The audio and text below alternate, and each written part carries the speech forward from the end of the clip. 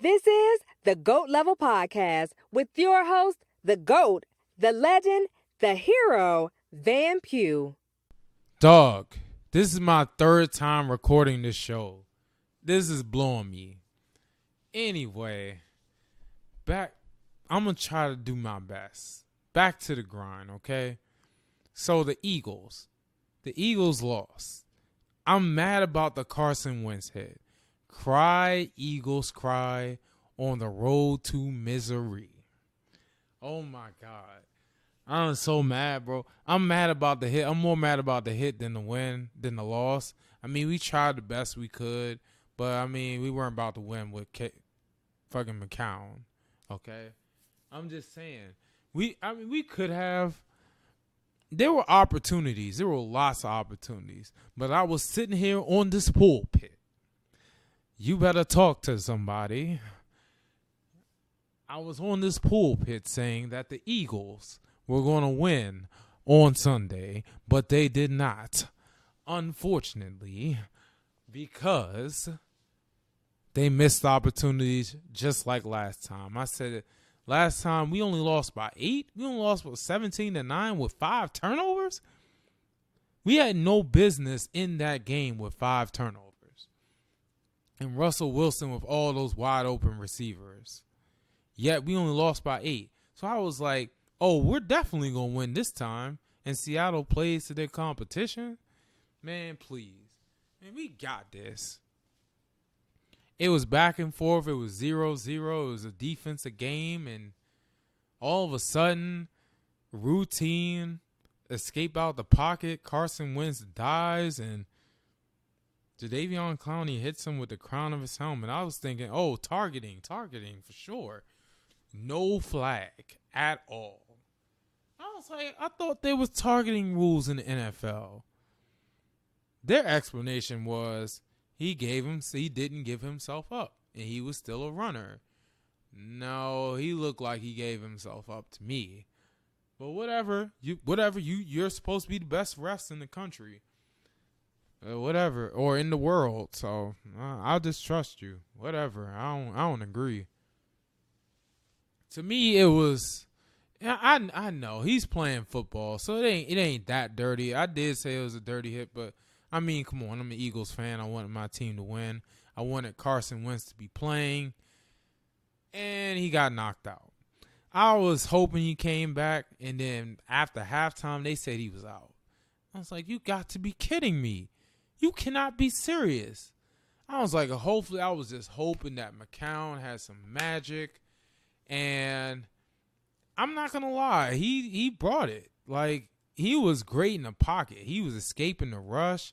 All those diving defenders. He was ducking and dodging. He was looking like Floyd Mayweather in the pocket. I was loving it. But we couldn't really run the ball. We got in some third and longs. And on defense, I didn't mention this in the show I just trashed, but our defense, we gave up too many third downs and long second downs to Russell Wilson because of his ability to escape. He destroyed us with that, and that's what I was worried about. That's what you always got worried about with Russell Wilson, and he killed us with that.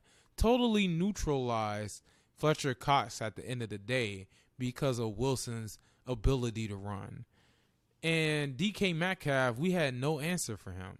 That was the DK Metcalf everyone thought was going to be the first receiver out of the draft.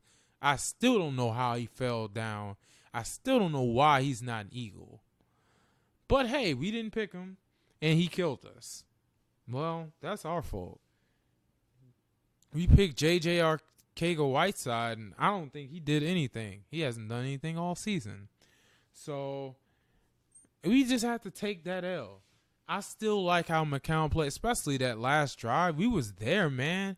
4th down and 7 in the red zone, down 8. We had a great chance. And I really thought we were going to stop them. I thought they were going to run all 3 downs. And then on 4th down, we run a cover 0, which I run on Madden a lot because I want to get pressure on the quarterback. And Surprise, surprise, it never works. I always get burned doing that defense because there's not a safety back there. And if my matchup loses or if the run breaks the second level, it's touchdown automatically. Ain't nobody catching whoever breaks that second level because there's no one in third level. And that's exactly what happened with that pass. Metcalf's wide open. Wilson threw that thing, and oh, man. Just the worst. It was the worst. You know, cry, Eagles, cry. And then Cowboys fans talking all that trash. Oh, Carson went soft. Oh, y'all sitting at home in the playoff. Y'all sitting at home on the couch with us. It was mostly Carson Wentz is soft. He's injury prone. And, of course, he's not better than Dak. But the injury prone thing, maybe you have a case, but I don't agree. That was a unique situation. That was a crazy hit. If Dak gets hit like that, he ain't coming back, man. Y'all Cowboys fans be wilding. And your team trash. Your team trash. All that talent, and they be underachieving year after year after year. We have the talent, and we've been in the playoffs the last 3 years and got a Super Bowl. Your team trash and had to get a new coach. So I don't want to hear it. I don't want to hear nothing. And that Cowboys poster posted up in our office where at my job, it's coming down. It's coming down tomorrow. I'm not playing. They trash, bro. It's like, nah, man. They not. I can't really say they're trash. They're talented, but they're overrated. Okay, they're overrated, and everyone knows that. That's why we clowned them so hard when they didn't make the playoffs and didn't win the division. They're a bigger laughing stock than the Redskins. At least the Redskins are getting the number 2 pick, a.k.a. Chase Young, a local kid. The Cowboys, they're getting a new coach and expensive contracts. Good luck. You got to pay that offensive line eventually. I'm just saying. Now, off of that, the rest of the playoffs, despite what I feel about the Seahawks and Jadeveon Clowney, which, by the way, I hope he re-signed with the Seahawks so the Eagles and Seahawks can rematch and he can play and the Eagles fans can destroy him. Let's just see. I hope he re-signs with them because that'll be an epic matchup next year, but we'll see. With that being said, I have the Seahawks winning. I know they played at their competition, so it'll be a close game. I have 21-20 Seahawks. I got them winning in the last minutes of the game. I think the Packers are overrated. I think they can get to Aaron Rodgers, especially Jadeveon Clowney. And if they can find a way to contain Aaron Jones, I mean, I think their defense, they can definitely run with beast mode and Homer. And Russell Wilson is a gamer. He's second in the MVP voting, I assume. So, yeah, he is. I just like them. I like them in Green Bay. I just think Green Bay is overrated. The LA Chargers exposed them. So, get them out the way. So then we got the Chiefs and the Texans. I'm going backwards. I got the Chiefs winning. I got the Chiefs winning, just too much firepower on offense. And the Chiefs on defense will do just enough to win 31-20. So then I got the Ravens and the Titans. I have the Ravens winning. I have the Ravens winning 17-14. It's going to be a low-scoring game. It's going to be great weather. It's going to be in the 60s around here. Very good weather. Very good weather for football. It's damn near perfect. I just hope the changing weather doesn't make me sick or whatever, or make a lot of people sick. Because it's going to be in the 20s tomorrow, and then you turn around, it's going to be in the 60s on Saturday? That's some Oklahoma type shit. Anyway, Anyway, I got the Ravens winning 17-14. It's going to be a beautiful night, but I'm not going to be there. I wish I could. Baltimore's only an hour away, but I can't, man. I got to save my money. Unfortunately. But it'll come a day where I can go to events like that all willy-nilly because I'll definitely have the money. I'll be the next Marlins man. I'm just saying. And you got the last game, the Vikings and the 49ers. I'm just back and forth, but I got the 49ers. I have the 49ers 23-20. I think their defense at the end of the day makes a play. The pass rush is going to be too much. D Ford and the Bosa, it's going to be too much. D Ford is the Cardinals. No, wait. The 49ers pass rush, this is going to be too much. Way too much. And I think they're balanced enough on offense to score some points and to win the game at the end. So I got the 49ers, inexperience, inconsistency, and all. I got them winning. I got them beating the Vikings. I got them edging them out. So I got 49ers Seahawks Part 3, just like 2014.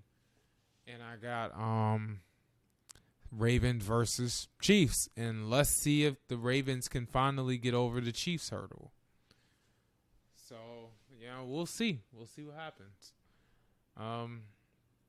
So I watched Maryland versus Ohio State yesterday. I was supposed to go to the game. I had tickets. I bought tickets a month ago. I had tickets for a month, only for me to back out at the last minute. Oh, crap. North Carolina lost. They were winning. They were winning most of the game, and then they lost. Man, they really missing Cole Anthony. Man, this Carolina team trash. They might not make the tournament. They went from, oh, crap, they might be the best team in the ACC to, oh, crap, they're not going to make the tournament. Nah, I don't think they're going to make the tournament. But you know what is going to make the tournament? Maryland and Ohio State. And that game was okay. Like, if I would have went to that game, I probably would have been distracted. Like, Ohio State, they didn't really have anything going on offensively other than Caleb Wesson and the other Wesson. I think his name Andre or something, or Anthony. I don't know. I don't know what his name is. But the Wesson brothers or cousins or whoever they are, they were cooking. They were carrying their team. They was keeping them in it. But at the end of the day, too much Anthony Cowan, too much perimeter defense. Just too much, man. Just too much defense, too much Anthony Cowan, and Maryland just ran away with it. And if Maryland can keep playing like that, they might win the Big Ten, and they'll definitely be a force in the tournament. But I'm worried because every time there's a good Maryland team, they end up choking in the tournament. Every time.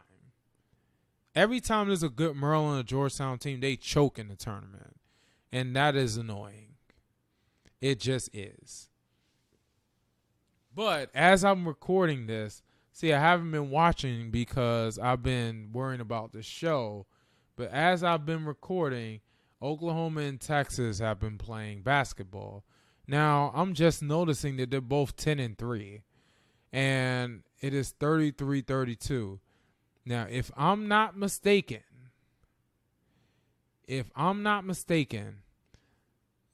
OU has only won at Texas once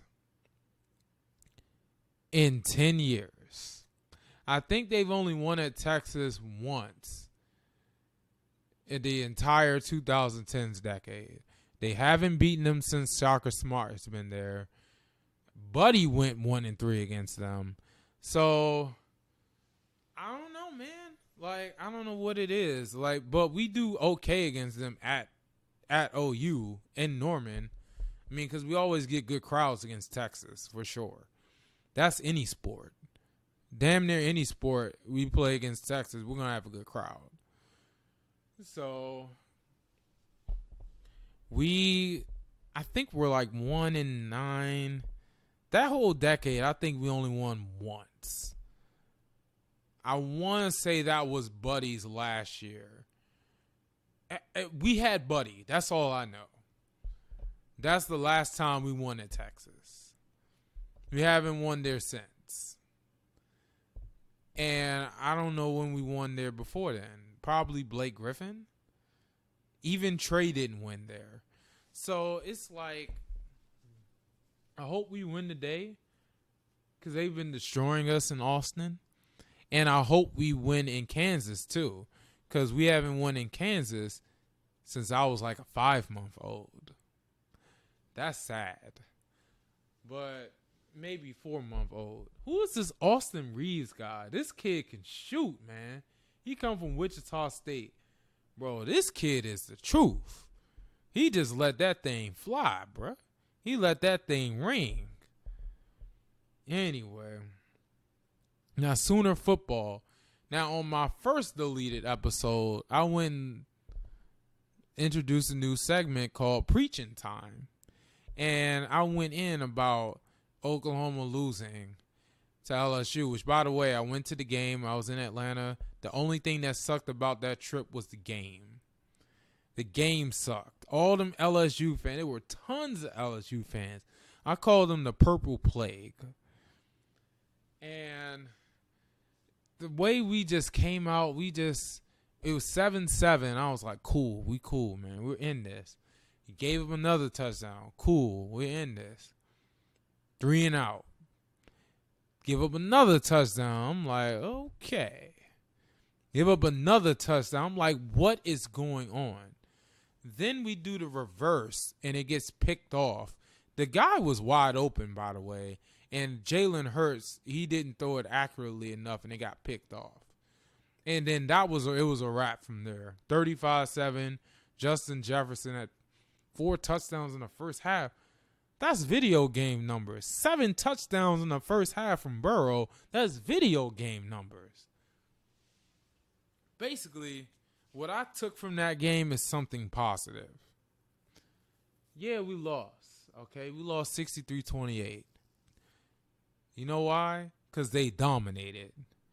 But it's okay because in order to get to the playoffs, you got to be dominated. You got to be dominant. You got to dominate your conference. OU dominated the Big 12, and they've dominated the Big 12 for the last 3 years.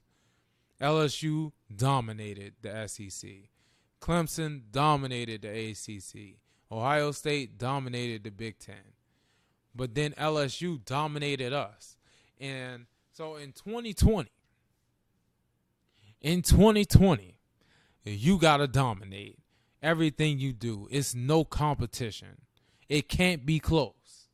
The way Joe Burrow dominated OU, that's how you got to dominate your life. That's how you got to dominate when it comes to your goals and things you want to improve in life in 2020. On God. That's how I see that game. That's the positive thing I took from that game. And also, I got into the mindset of, oh man, I wish we were in a lesser bowl game so I didn't have to see us get embarrassed like that. But then my girl, AD, Texas Sooner girl AD, Adrian, she told me. She said, what she said was, that's an Aggie mindset. Texas A&M, Oklahoma State, that's something they would say, which is true. But we are Oklahoma. You want to be the best. You want to play the best year in and year out. You want to play for a championship. You don't want to play in a lesser bowl just so you can take your consolation trophy and go home and just be happy with that. No, we are Oklahoma. We compete for championships. When I went out for OU's football team, everything they did was to a national championship level. So, I mean, you got to remember that. You can't be afraid to compete no matter what the outcome is. And I'm glad Adrian reminded me of that. Which reminds me, shout out to Adrian. Shout out to Jamie's for OU. Shout out to Crown and Joke, even though she blocked me. Shout out to RJ Young for moving up the ladder. shout out to all my OU Twitter folks. Oh man, Monte Cisco, S. Bailey, freaking New Jersey Sooner, William, Danny, Danny Gmo. Shout out to all them folks, man. Like, shout out to my crew that actually went to OU with me. You know, Zach, Ben, Chris, Matt, Greg. Shout out to all of them, man. Shout out to Alex. Shout out to his sister. Anyway, man, I don't know. That came out of nowhere. But shout out to all those folks, man. Shout out to that bitch too much. Great follow. Thanks, Monty Cisco, for that. She had birthday today. Happy birthday. My dad's birthday is today as well.